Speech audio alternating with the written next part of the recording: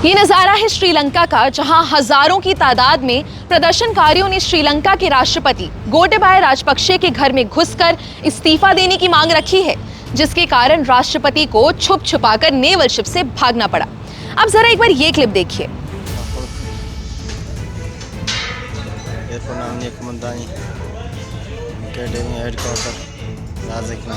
कुछ सिमिलैरिटी दिखी दोनों में। नमस्कार, स्वागत है आपका जी न्यूज़ डिजिटल पर। मैं पलक यादव आपको बताऊंगी कि श्रीलंका में आखिर हो क्या रहा है और इतना खूबसूरत देश आखिर बार बार ऐसे वायलेंस का शिकार क्यों हो जाता है। खाना और फ्यूल की कमी, हर रोज पावर ब्लैकआउट और हर रोज इस्तेमाल होने वाली आम चीजों की शॉर्टेज से परेशान लोगों ने श्रीलंका की सड़कों पर हाहाकार मचा रखा है। शनिवार को हुए प्रोटेस्ट के बाद स्पीकर ऑफ पार्लियामेंट ने कहा कि बुधवार को राजपक्षे राष्ट्रपति पद से इस्तीफा दे देंगे। शनिवार को ही इकोनॉमिक क्राइसिस में डूब रहे श्रीलंका की आखिरी उम्मीद बनके आए रानिल विक्रमसिंघे ने भी प्रधानमंत्री पद से इस्तीफा दे दिया और कहा कि all party interim government take over कर ले। इस पर लोगों का रिएक्शन कुछ ऐसा रहा कि उस ही शाम को प्रोटेस्टर्स विक्रमसिंघे के घर में घुसे और घर में जाके आग लगा दी। फिलहाल प्रोटेस्टर्स का कहना है कि वो राष्ट्रपति के घर से तब तक नहीं निकलेंगे जब तक कि वो पद छोड़ नहीं देते।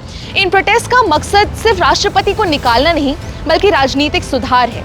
ये सिर्फ शुरुआत है। बढ़ते तनाव के कारण स्कूल्स और कॉलेजेस को 18 जुलाई तक बंद कर दिया है। मगर बार बार श्रीलंका में इतने हॉस्टाइल हालात क्यों बनते हैं? नंबर 1, 2009 में सिविल वॉर खत्म होने के बाद श्रीलंका ने अपना सारा ध्यान वहां की डोमेस्टिक मार्केट में सामान भरने में लगा दिया, बजाय कि इंपोर्ट करने के। श्रीलंका अब $3 बिलियन का सामान इंपोर्ट करता है, जितना वो एक्सपोर्ट या बेच नहीं पाता, जिसके कारण उसके पास फॉरेन करेंसी नहीं बची है। 760 करोड़ से गिरकर आज ही सिर्फ 5 करोड़ बची है। नंबर 2, अब ये बात हम सबको पता है कि श्रीलंका में एक परिवार है जिसने सालों से वहां की सत्ता पे राज किया है।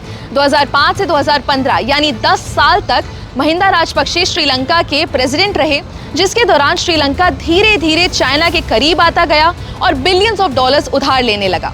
कभी क्रिकेट स्टेडियम तो कभी एयरपोर्ट बनाने के लिए पैसे उधार लेता गया। नंबर 3, श्रीलंका को जो टूरिज्म से आने वाले पैसों पर चलता है, सबसे बड़ा झटका तब लगा जब 2019 में ईस्टर के दिन 3 चर्च और 3 होटल्स में इस्लामी आतंकवादियों ने बॉम्ब फोड़े, जिसमें कई लोगों की मौत हुई और देश में दहशत का माहौल बन गया। नंबर 4, 2019 में गोटाबाया राजपक्षे राष्ट्रपति बने तो उन्होंने टैक्सेस बहुत कम कर दिए, जिससे गवर्नमेंट को करीब 100 करोड़ से ज्यादा का नुकसान हुआ। नंबर 5, श्रीलंका इस सदमे से बाहर आ ही रहा था कि कोविड ने अपने पैर पसार लिए।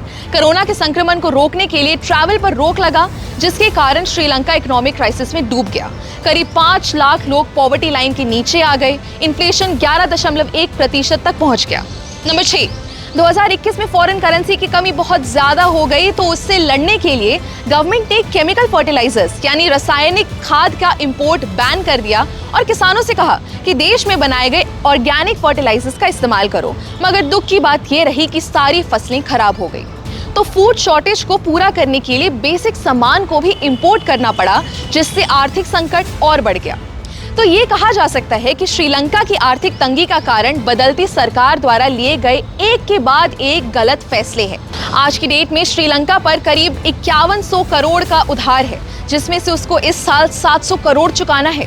हाल ही में भारत ने श्रीलंका को 190 करोड़ और इंपोर्ट के लिए 150 करोड़ देकर मदद करने का ऐलान किया है। मगर सोचने की बात यह है कि एक ऐसा देश जहां पेट्रोल तक खत्म हो चुका है, इस आर्थिक संकट से बाहर कैसे आएगा? रानिल विक्रमसिंघे ने प्रधानमंत्री बनकर श्रीलंका में उम्मीद की किरण जगाई थी, मगर अब वो भी बुझ चुकी है। एक ऐसा देश जहां लोगों को भूखे पेट सोना पड़ता है क्योंकि खाना तक नहीं है। एक ऐसा देश जहां 13 जुलाई के बाद कोई राष्ट्रपति नहीं होगा, कैसे संभालेगा अपने लोगों को? आज के लिए बस इतना ही, और अपडेट्स के लिए देखते रहिए जी न्यूज़ डिजिटल।